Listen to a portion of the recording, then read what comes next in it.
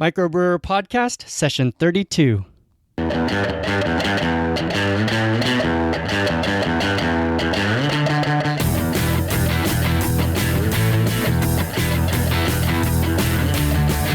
Welcome to MicroBrewr Podcast, inspiring you as you start your own microbrewery or take your existing brewery to the next level. Here's your host, Nathan Pierce. Welcome to MicroBrewr Podcast. We talk about everything craft beer related with the focus for people looking at starting their own microbrewery or wanting to take their existing brewery to the next level. I'm your host, Nathan Pierce. Thanks for listening, everybody. I want to ask you to please subscribe, rate, and review the podcast in iTunes or Stitcher.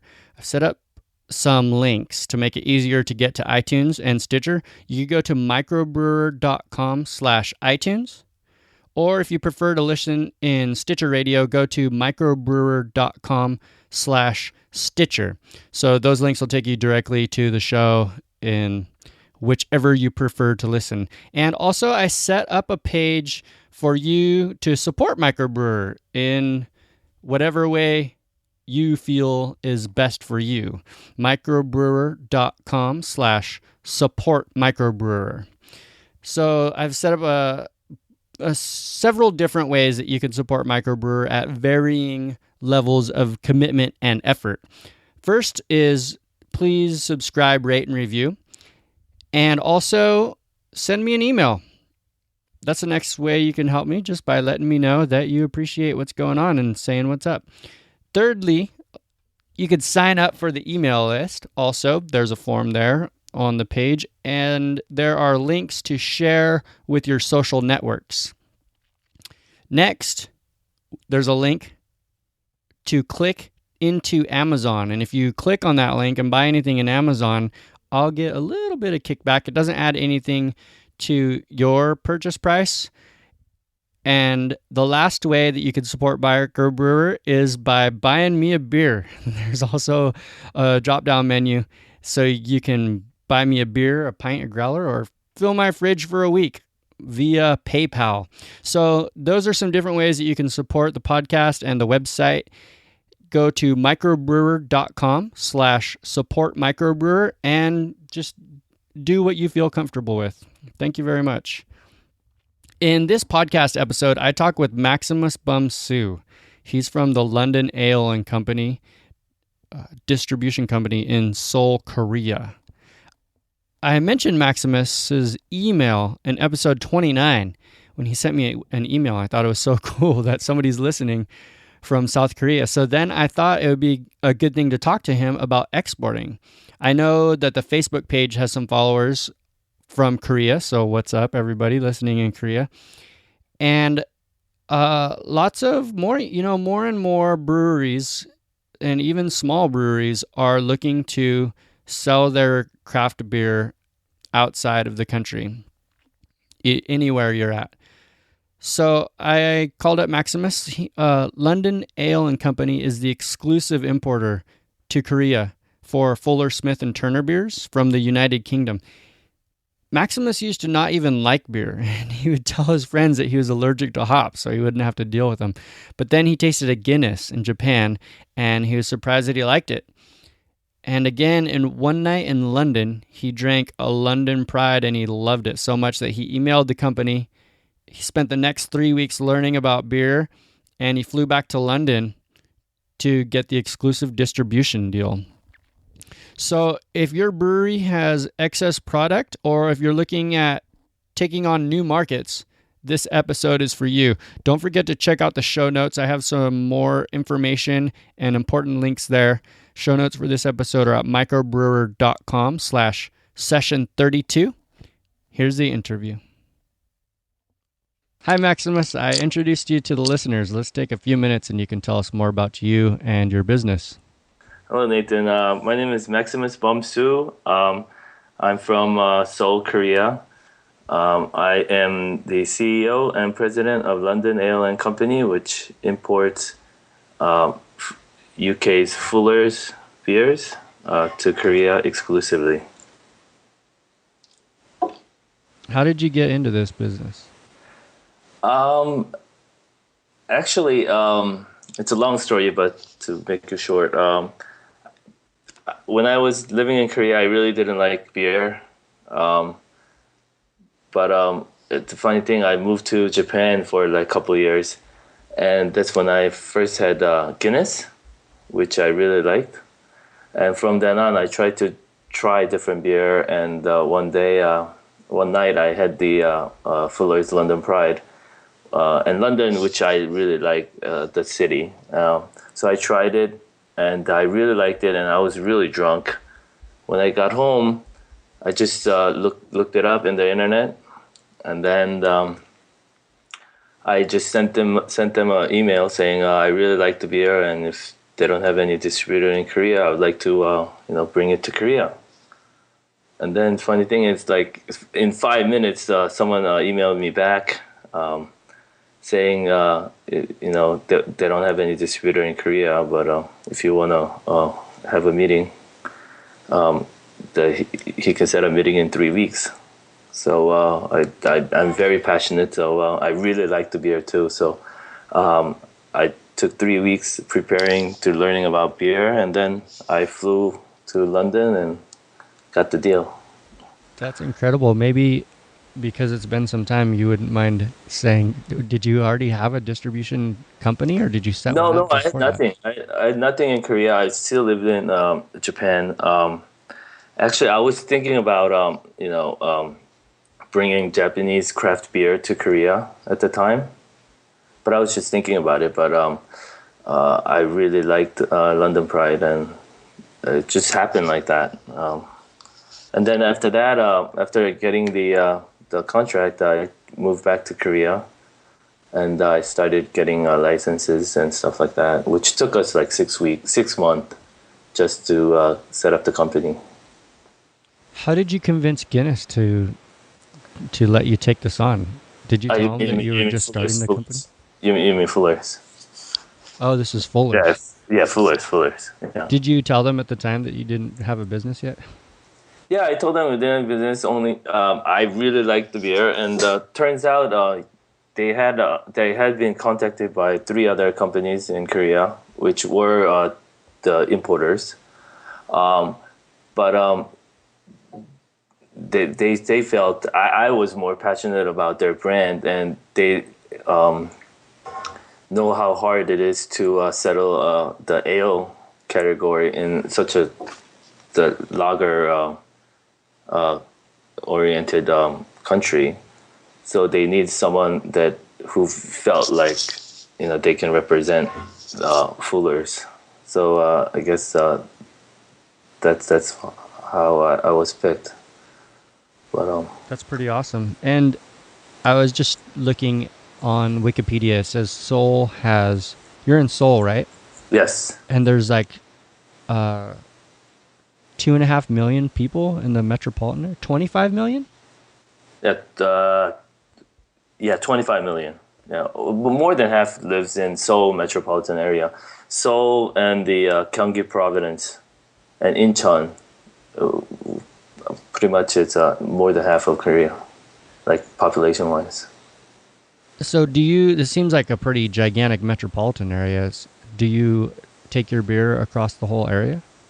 Actually, I go nationwide. I'm actually in Busan right now. We started aggressively selling beers down here. Yeah, we go nationwide in South Korea. And after 8 years, how big is your company? How much staff do you have? Oh, well, we keep it very small. In the beginning, we had more than 10 people working for us. But it's just the market itself was so small. We had to, make it smaller. So we have, 3 people working in sales, 2 in the office, so we only have 5. Okay, so a few guys do a lot of driving. Actually, we in the beginning we did, including myself. I used to deliver the kegs, the UK 30-liter kegs. all over the country. But now we contracted the logistic company to do our delivery, which is much better. Yeah, Nice. yeah, Tricky. So yeah. you're But yeah. you're from Korea. You fell in love with this beer in Japan, and you spent a lot of time in the U.S. also. Yeah, I was born in Seoul, Korea. I went to school here to the first semester of seventh grade, and then I moved to Seattle, Washington, to study. Actually, Kent, Washington. And then I stayed there for 2 years. Went to a place called Valley Forge Military Academy in Wayne, Pennsylvania for 2 years. And then for high school, I went to Englewood, New Jersey. And then moving on to New York University. And lived in New York for another 4 or 5 years. And then moved to LA for 2 years. That's when I had to come back to Korea for military duties, which all Korean male has to do. So I lived in States for like close to 14 years, maybe. Wow, that's like a pretty varied past. Some people tell me that I've done a lot, just moving to Hawaii and living there for a little while. Yeah, I like to go to different places. I mean, even then, after I came back to Korea, I stayed. I had to do the military service for 2 years. I moved to Tokyo, Japan, for like 3 years, just because. I want to experience different stuff. So what was up with the Valley Forge Military Academy? That was the U.S. military, I guess. Yeah, it was. It was very. It's a funny story. My father, who came to visit me in Seattle, he also went to school in the States. He went to George Washington University, and his friend from the college invited us to dinner at his place in Pennsylvania. And during the dinner, my father's friend was telling my dad about his son who's going to military academy, and he was explaining how nice the school was and everything. So my dad next day wanted to get a tour of the school next day. And when he did, he really liked it, which I went along, and I really liked it too. It was really nice big school. But he just dropped me off at the school, and they went on. So I went to Pennsylvania, East Coast, for a vacation, and then he just enrolled me to the military academy, and they left. So I was there for 2 years. You thought you were just going to check out the school, and then you never left? Yeah, I mean, I wasn't even checking out the school. It just we were just at my friend's dad's house, my dad's friend's house, and then things happened, and I was in military academy, and they were shaving my hair, and I was like actually really surprised. Oh my gosh, how old were you at the time?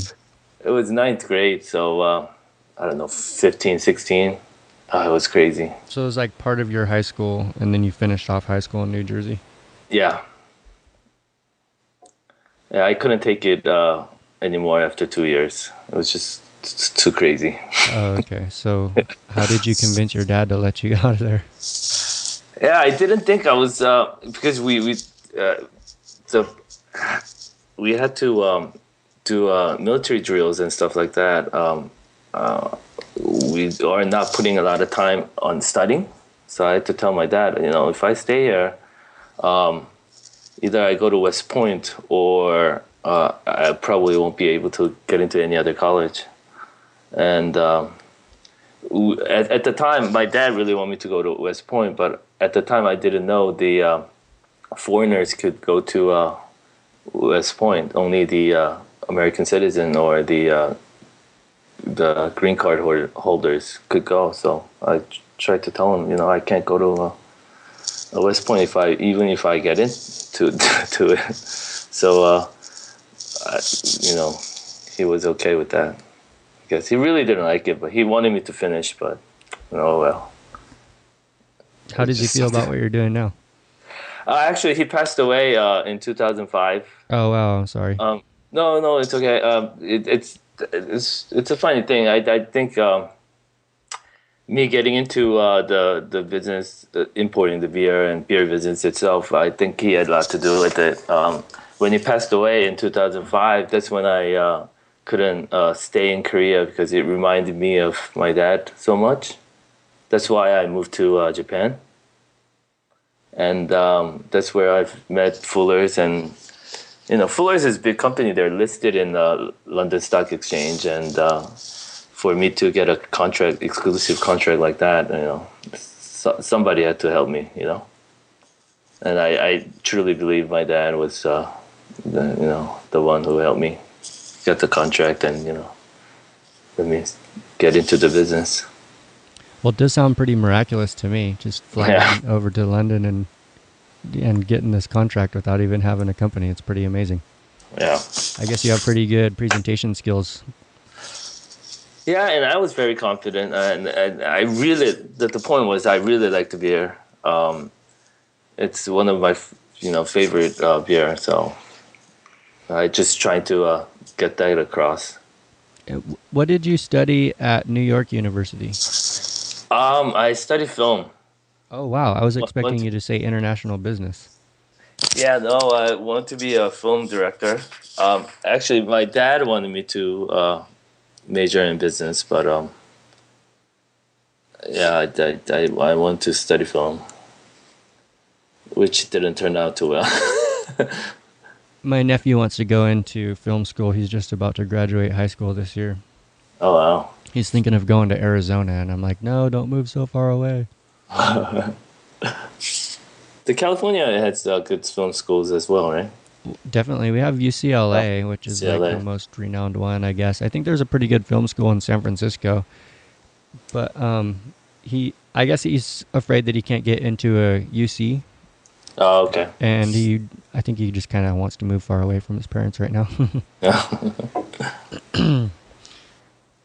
Well, thanks for all the background. It's pretty interesting hearing about all that. But I wanted to talk with you about exporting for small breweries that are just getting started. I've heard that it's easier for breweries and even wineries to ship to other countries than it is to ship to another state in the U.S. So if there's any breweries out there that are thinking of shipping to another country, I thought you might be able to help us understand that a little bit more. Yeah, the exporting, pretty much it reduces the inventory burden, if you see it that way. Because, for example, the Fullers in 2008, when I signed on, they only exported to 12 different countries. But now they export to 64 countries. And the export division really helped the slowed local sales in London. Because in 2008, as you know, the prime loan, the crisis happened. And, the export division for Fuller's really helped the local sales, and that's something all brewers in the States can think about. I mean, I had a couple breweries in States that I wanted to import, the big ones, but their answers were they were just don't have enough capacity to export beers to other countries. But if you have the capacity, I think it's really good to really have a separate market to get rid of your inventory. Just having a broader reach, and I can still make more beer that way. Have a broader audience. Yeah, definitely. So when you're talking about capacity, what are some things that I need to think about and understand if I want to export beer to another country? I mean, when I say capacity, I was just giving an example to like big companies like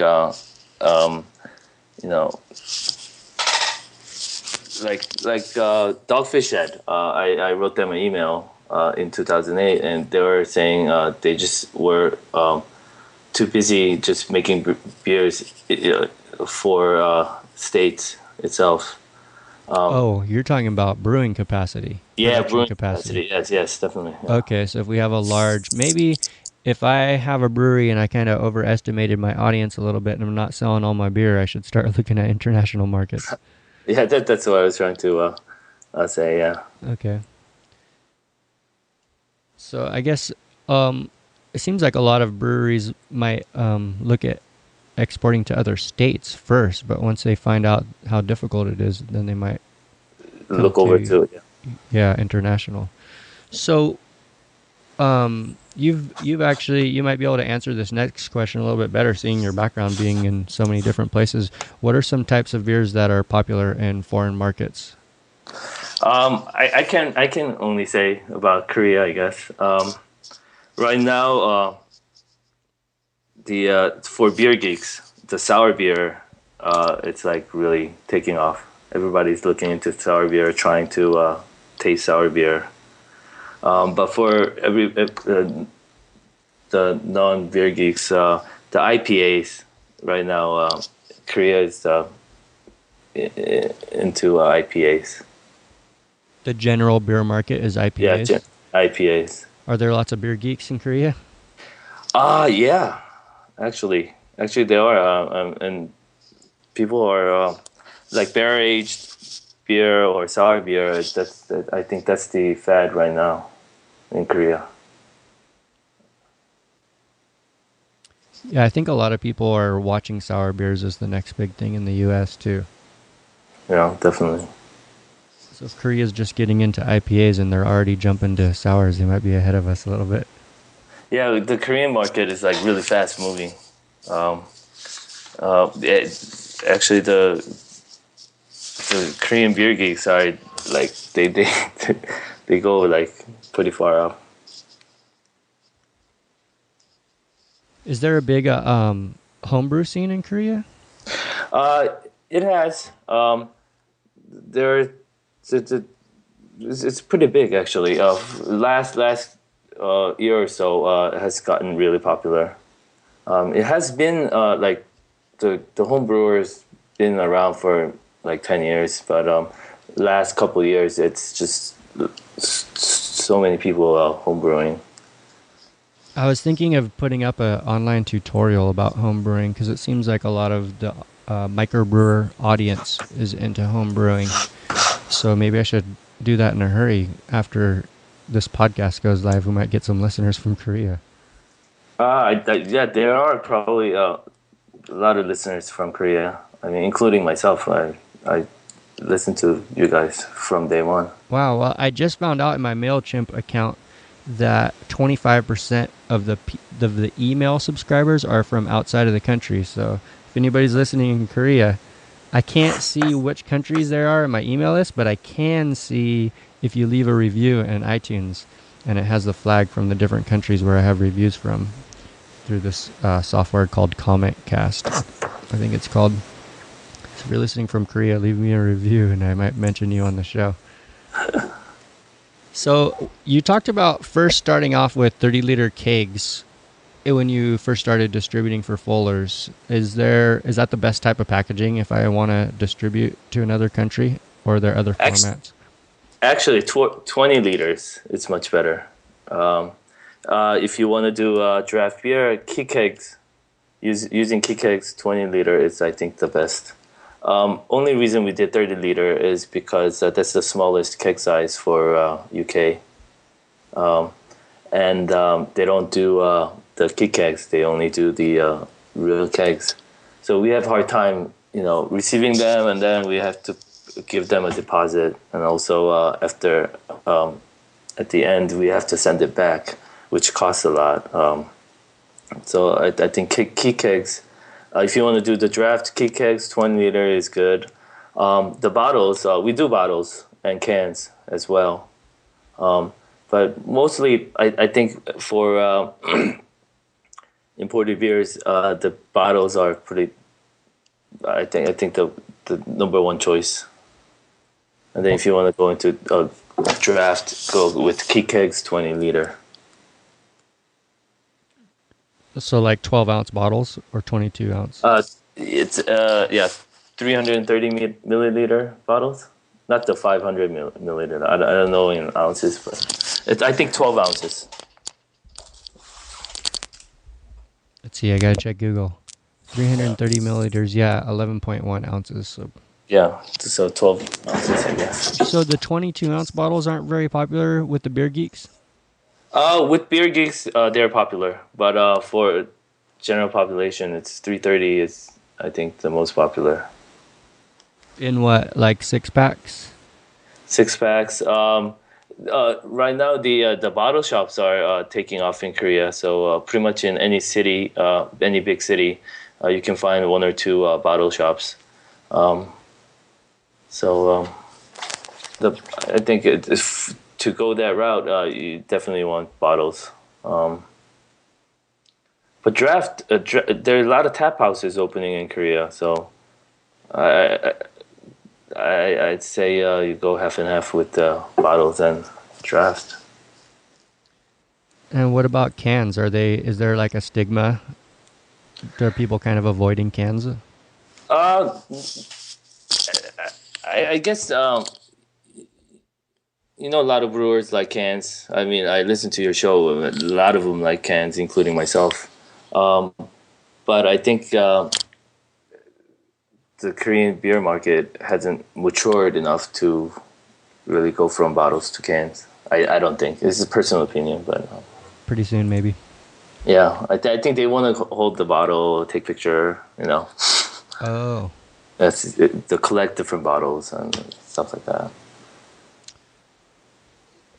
So besides the 12-ounce bottle with the 6-pack case, is there any kind of packaging that I'm going to have to consider in addition to just what I would normally use to ship it on a truck in the U.S., like to put it on the boat? No, I think it's the same thing. You just put it on the pallet, and it's pretty much the same thing. Because you're putting it in the container anyway, yeah. Okay, the container, the large shipping container that goes on the boat pretty much protects everything. I don't have to worry about things getting bumped around too much. No, definitely no. Okay. But so, man, that's a long ways. If I were in the middle of the U.S., I would have to get my beer to Long Beach or Oakland to put it on the boat. If I was in California, I mean, I live in California now, so it would still take a long time to get from Oakland to Seoul, huh? Yeah, definitely. It will probably get, but the inland transportation, probably, it's, being in the middle of the United States, it would take a long time, I guess. So do I have to get a climate-controlled container? There are companies who do that.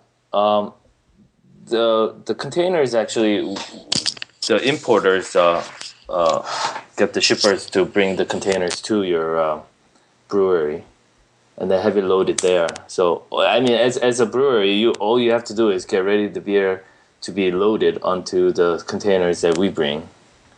We provide. It's good to do a cold chain from brewery all the way to Korea, and then in a climate controlled container. But I think only one or two companies do it. Not all of the importers do it in Korea.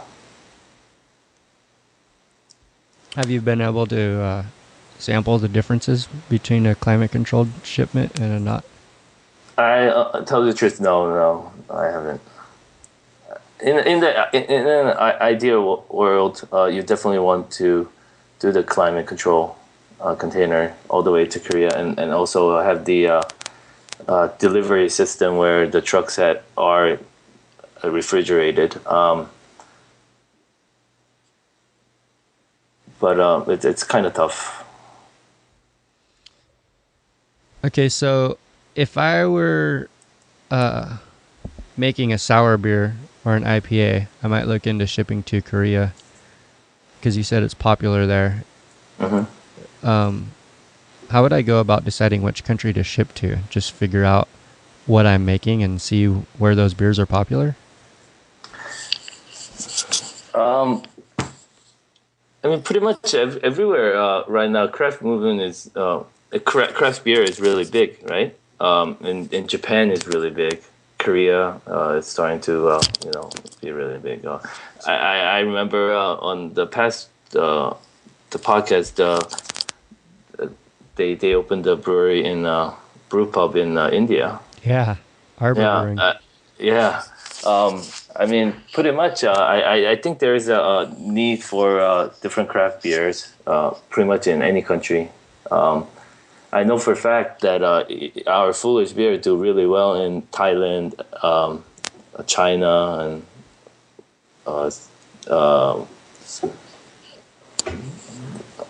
the Hong Kong area. But for American beers, I think they can do really well in Korea. Koreans are very much U.S. oriented, the culture-wise. So people like products from Korea, states. So how would I go about finding a distributor or an exporter? Do I just Google it? You can Google it, I guess. I think that's pretty much about it, right? You can Google it. Most companies, what happens is the importers actually contact them. So I don't know how brewery would find the different importers, but from my experience, since I do Fuller's, lots of the UK breweries contacted me based on the fact that I'm doing the Fuller's already. So I guess they found me from Googling it. Oh, okay. So let's say I find a distributor online and I don't know, is it the situation where there's only a couple of companies that would be even able to take my beer, or am I going to have to sift through a bunch and try and pick the best one who's going to treat my product the best and get it to the store fastest? I think for Korea, we have now more than 250 brands coming in from all over the world, and we have like I don't know how many, but probably more than 20 companies. I think the best way to pick a company is you have to decide whether you want your products to be popular in the long term or do a big sales in short term. Because if you go for long run, you'll probably have to set up the brand, and first few years you won't make much sales, but you'll be creating your brand to settle in Korea. But if you need money, I mean, all breweries need money, right? Then there's importers who would, take a bulk order and get that out as soon as possible. So, I mean, you have two ways of doing it, I guess. If you know what I mean. Interesting. So I'm surprised somebody would just buy like a whole container full of beer, as much as I could give them, without even being in that country to start. Yeah. That's the second method you were talking about, like the big sales in the short term. It's not necessarily going to set me up for longevity in that market. And you'll just be testing the market in short as a short term. I mean, because the importing beer is like really popular in Korea. It's kind of fad at this time. There are importers who started importing because they like the beer, like myself, and then there are businessmen who would import the beer as a product. I mean, it doesn't have to be beer for them. It could be, wine. It could be, cars. It's just the way to make money. So what they do is they will get like a couple containers, and they'll bring it in, and then they try to sell it as many as possible into different places. But for me, we do it differently. I mean, even with Nagno, the Norway beer, we we did the first testing sales with a very small quantity, and we give it to only selective the bottle shops to make sure that people who like our beer and who would enjoy beer would get them first instead of putting it out into all the supermarkets in Korea. So I mean, there are different importers, and I think it all depends how your brewery is doing at the moment. I mean, if you have enough money to go through the tough times and try to settle your beer in Korea, I mean, you look for importers who would do that, and then. But if it's not, and you really need to get the inventory going, and then try to bring the cash flow, then you have to get someone who can really get your products out fast and then bring the money real fast. So, I mean, it all depends. So I wouldn't even have thought that there are just importers who just import any kind of product. I would really want to make sure that the person who's looking at importing my beer they do beer. It's like a beer distributor. Yeah, in Korea there's an importer and then there's a distributor. But the importing license also grant you to distribute as well. Oh, okay. But we actually distribute our beer through the local distributor. It's not like a 3-tier system in States, but it's very similar. There's an importer and then there's distributor in the different region. So, but I guess it all depends. I mean, there's the pluses and minuses on pros and cons on picking the different importer. I mean, if they can sell your beer as soon as possible in mass quantities, I mean, you kind of have to see if you can go through that route.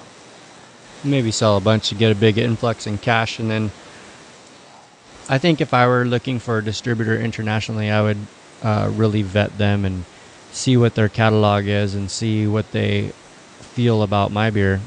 Like you were really excited about Fuller's.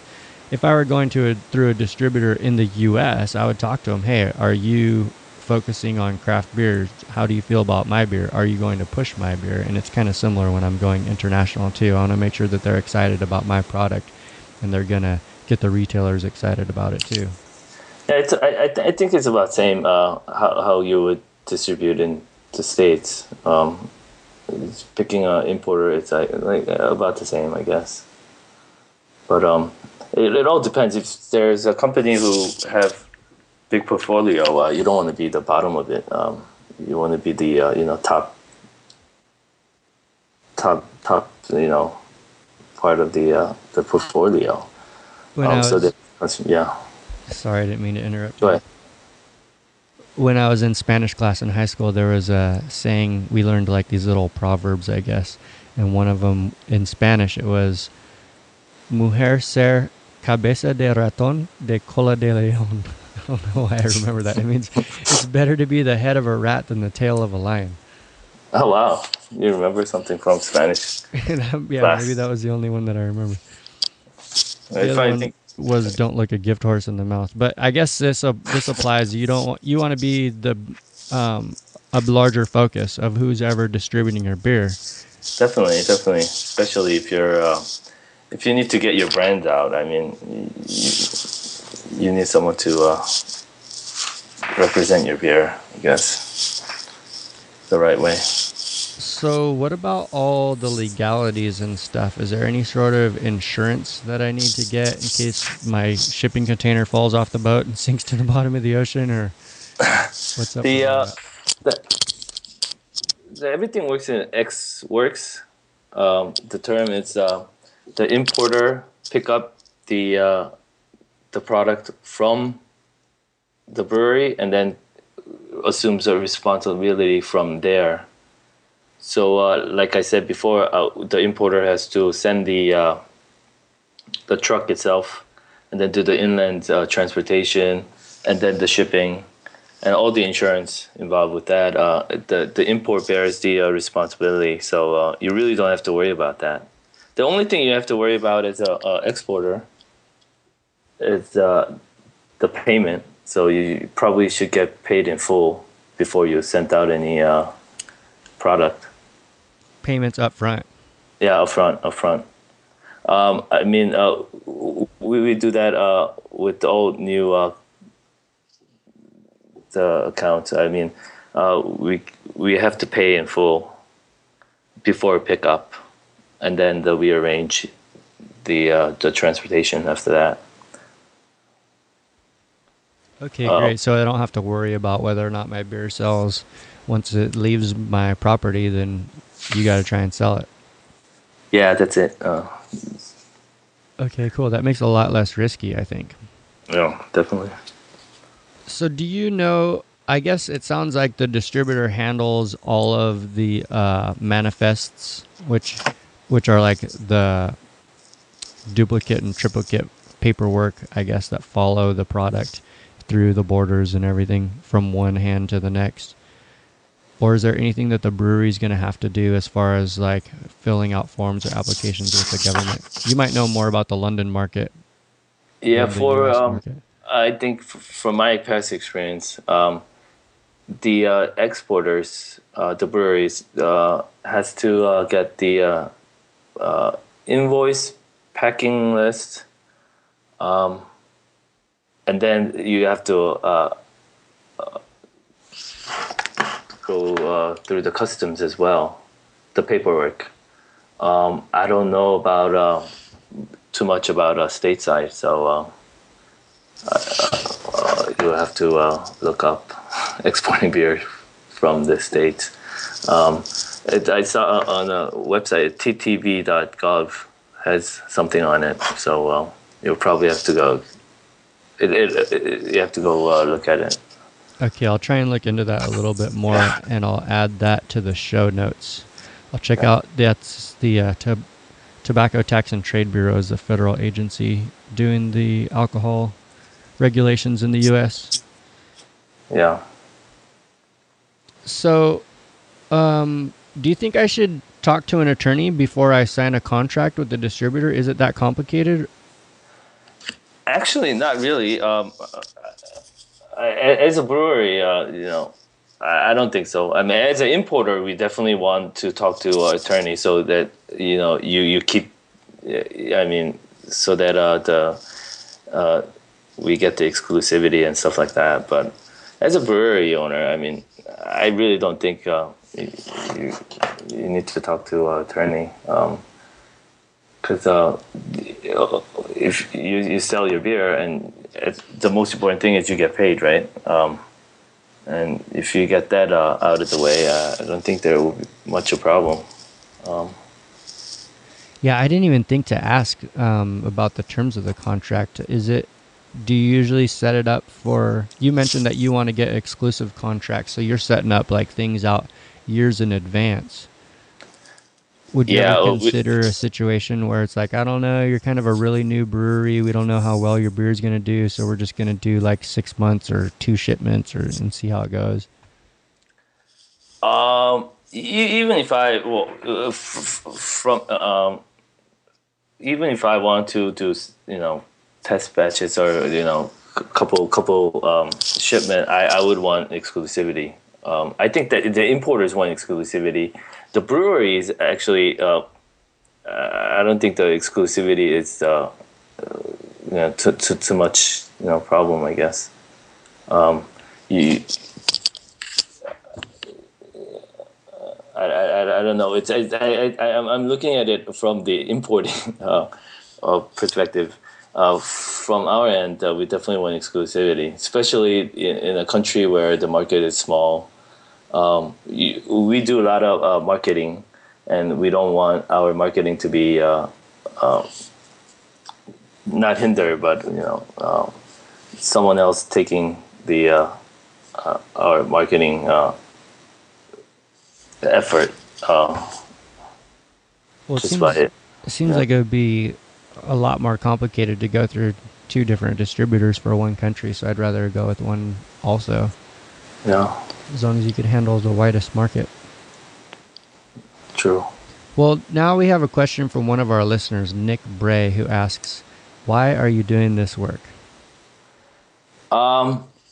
I fell in love with beer really late in my late in the stage. It was 35 when I started to like beer. Before, I really didn't like it, and I was telling my friends that I'm allergic to hops just to avoid beers. But I don't know why, but at age 35, my taste buds changed or something. I started to like beers and try different beers from then on. And my dream was to, set up a brewery sometime in Korea. And because the legal issues, we have a capacity the requirement. We can't really have small breweries at the time when I was starting. So my next step was to import different beers that I like and try to introduce to Korea. That was my first reason why I started this, and the London Pride being the first beer. So what did you tell your friends about your hop allergy when you started drinking beer? Yeah, I told them the truth. I just didn't like the Korean beer. Now it's much better, but when I was growing up, it wasn't that good. It just tastes like urine. I don't know. So I really didn't like it. I liked whiskey. I like wine. Sake I really like, but beer, it wasn't my choice. But yeah, everything changed, and I tell them the truth. I mean, I just moved to Busan, which is southern part of the country, to work, and the friend I haven't met for like 15 years was really surprised that I was drinking beer and actually selling beer, because he thought I was allergic to hops and really didn't like beer. I was visiting my friend in LA this weekend, and we were talking about food allergies. He thinks a lot of people who claim to be allergic to gluten just are kind of making it up. And I said, well, maybe they're not really allergic, but they're just telling their friends that so they don't have to deal with it. So yeah, that's how it was with me. I really couldn't drink beer at the time. But I know a lot of people are allergic to gluten, though. My sister is, and okay. actually my girlfriend is, and I had a friend who almost died of celiac disease. She was like really close to dying. Wow. I think she had to cut back her diet to just chicken and broccoli and nothing else. But I think she's gotten a little bit better, and she has added things back into her diet. I haven't talked to her in a while. I don't know exactly how she's doing with that. Well, now it's time for happy hour, Maximus. The next set of questions are a little lighter. We're going to get to know each other a little better, have some fun, and get inside the industry. Are you ready? Okay. Cans or bottles? Definitely cans. So I think cans, I don't know why, but even with London Pride, the cans taste better. I don't know why, but I like cans. Interesting. A lot of people feel it seems like they need to justify their answer. Maybe when people pick cans, they talk about how well it seals and protects the beer and stuff, but I'm not sure. I remember a lot of people just emphasizing how it tastes better. Yeah, but I think it's just with our beer, but it tastes better. Even ESB, we have ESB, it tastes better in cans. You know what? Just this weekend when I was down in LA, we did blind tasting. We got 3 different beers in a bottle and a can, and we blind tasted with me and 2 other guys. All of us could definitely tell a difference between the 2. All right, yeah. And usually in each of the 3 instances, we thought one was better than the other, but we didn't always correctly guess which was the can and which one was the beer. The cans definitely, I think, more smoother. The taste wise, I think. I don't know. And you homebrew a little bit too. So what's the most challenging beer you've ever made? Actually, I don't homebrew too much, but I try to brew pale ale to be perfect. So I don't try to brew different style too much, but I try my the goal is to get a really perfect pale ale, premium pale ale, the English style. So I try to do that. If that's not an answer to your question, right? But Yeah, pale it kind ale, of is. Have you gotten it down, or is it still challenging? it's still challenging. It probably will go on for a while. If you're going to make a 5-gallon batch at home this weekend, what beer would you make? I'll make IPA, the English IPA.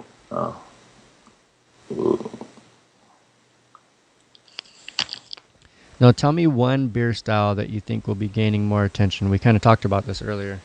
Yeah, definitely sour beer. Everybody's talking about it. I haven't tried much, but everybody's. I mean, even on Facebook, everybody's talking about it.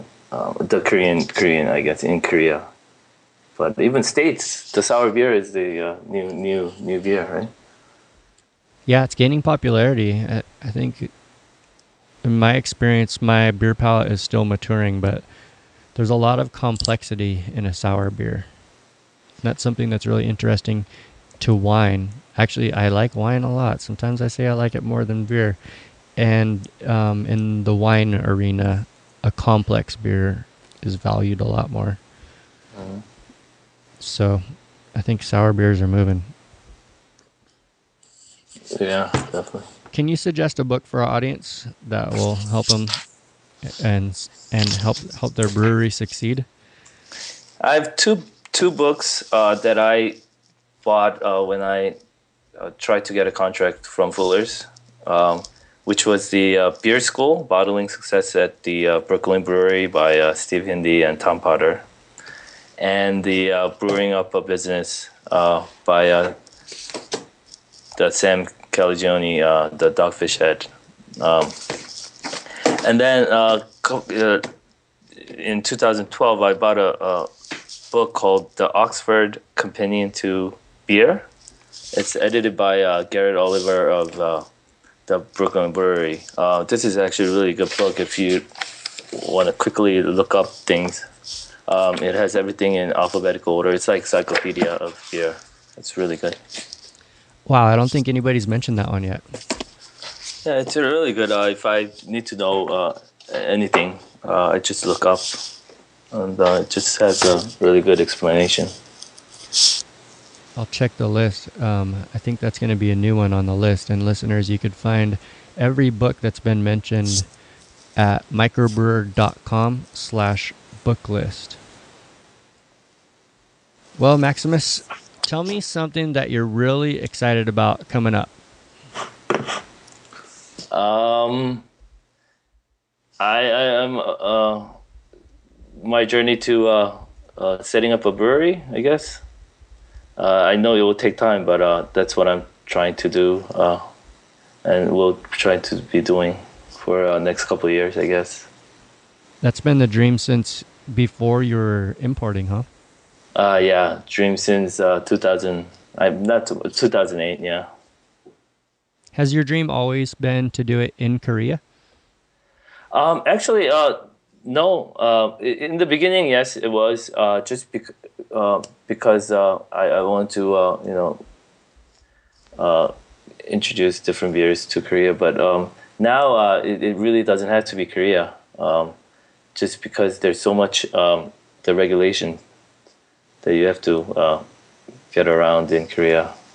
But it's nice to start in your own home country. But if not, I like to set up a brewery where it brews English style, a traditional ale. So I would like to do real ale, stuff like that. So it could be in London, England, or it could be in Korea. It really doesn't matter where I do it, I guess. Well, I was going to ask you if you wanted to start a brewery in Monterey, but until you said the English style. I like the West Coast style beers of the U.S. Oh yeah. I like English hops, and that's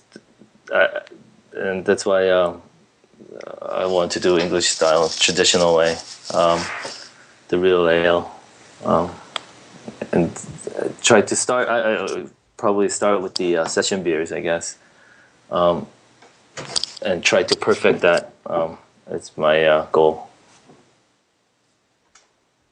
So are you going to let somebody take over your distribution business and start brewing at the brewery? Or how's that going to work out?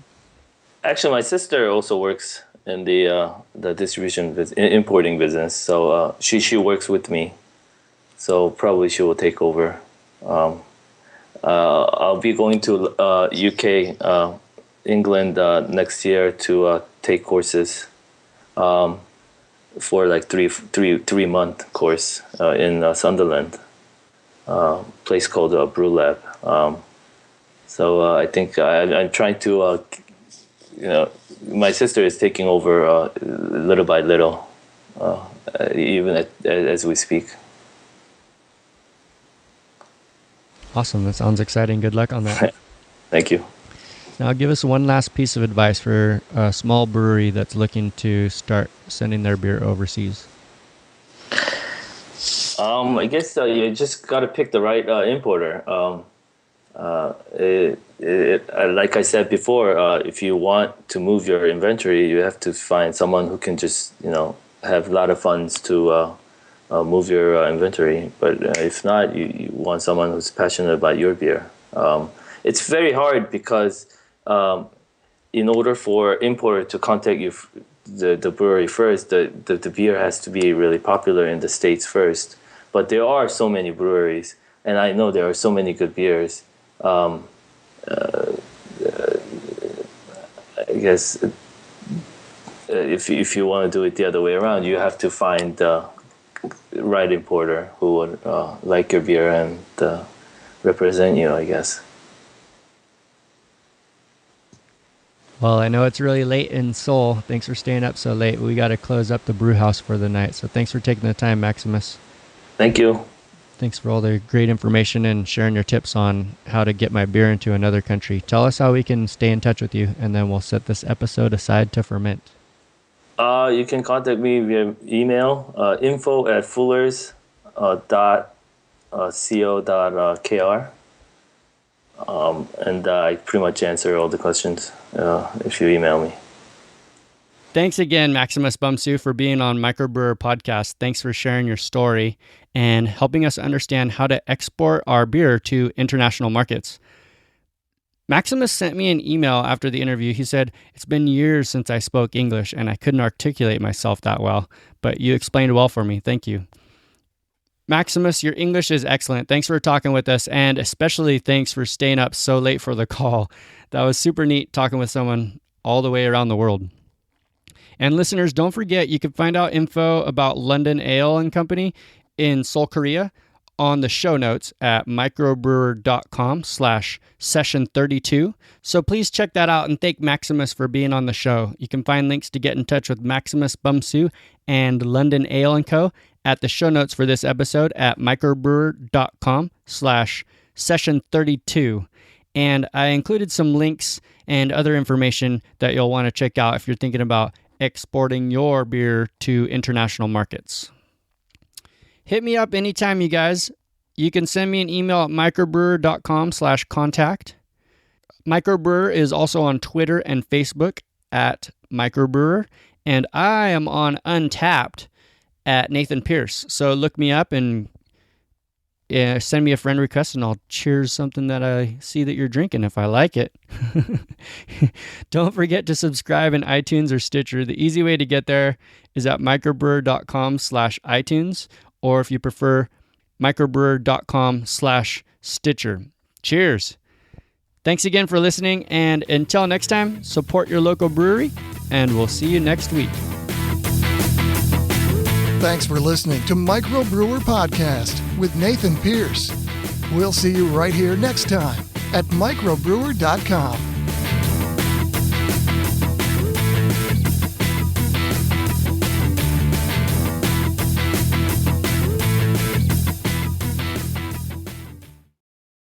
If you want more resources for starting a craft brewery, check out microbrewer.com, microbrewer.com. If you want to become a Cicerone certified beer server, check out beerexamschool.com for free study guide and flashcards for the certified beer server exam. beerexamschool.com.